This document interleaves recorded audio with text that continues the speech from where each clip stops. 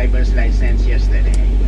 And don't worry, you got also the #1 tour guide in the island because our best tour guide is absent today. That's why I'm very lucky. Okay.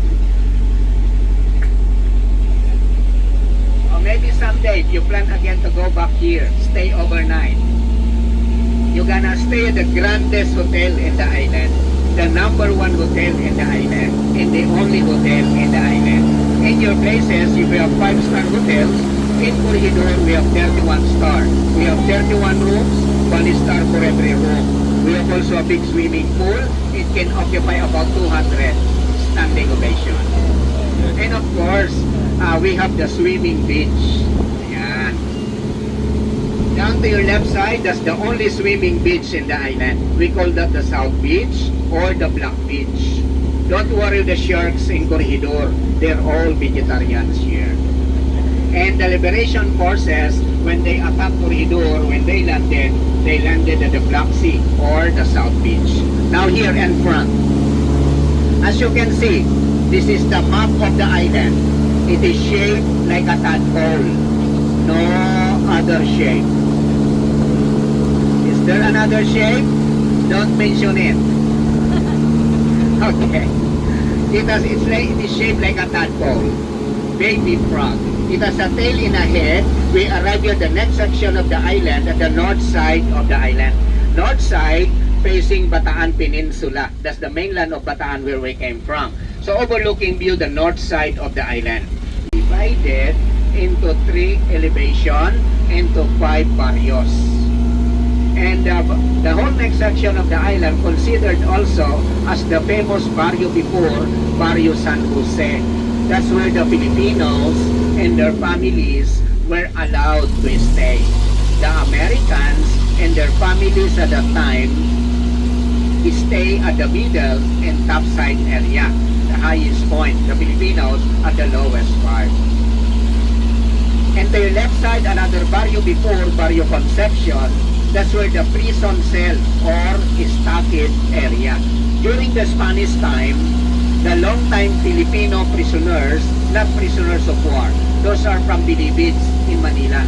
The criminals, the convicts, life sentences brought in this island stay at the prison cell.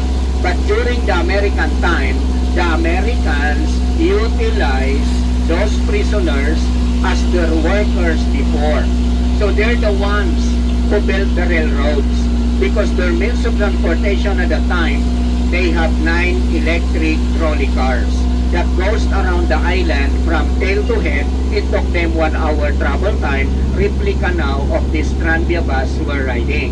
And they're the ones who built the roads, the barracks or the houses by the soldiers, big gun batteries, big cannons by the Americans, most especially the Malinta Tunnel for 10 long years.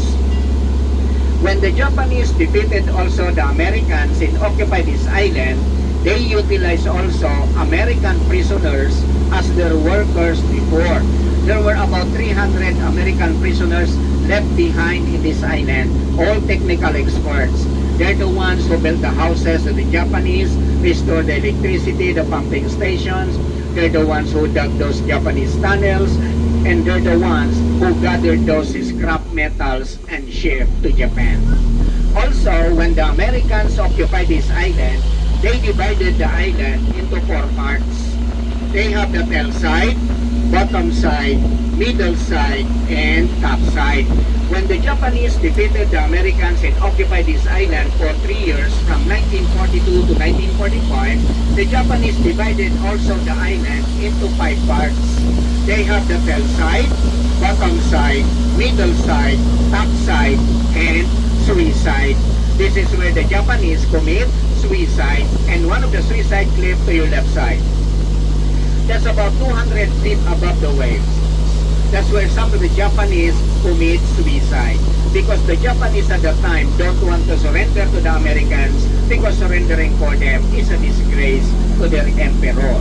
They prefer to die than to surrender.